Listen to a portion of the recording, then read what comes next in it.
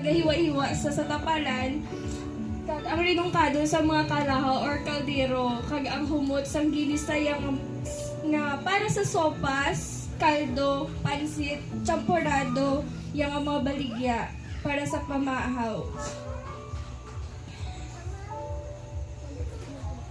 Halina sa sabalay, mga 5:30 kay mostly diragi kami nagatulog sa iya ng mga apoya. Mas gusto ko nga sa una, mas gusto ko nga sa iya ko kaysa sa balay kay lain kita pagmalangga sa lola, diba?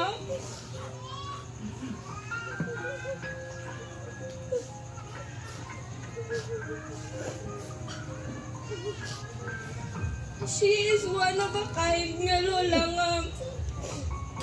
nga ginapangayo sa mga kaapuhan.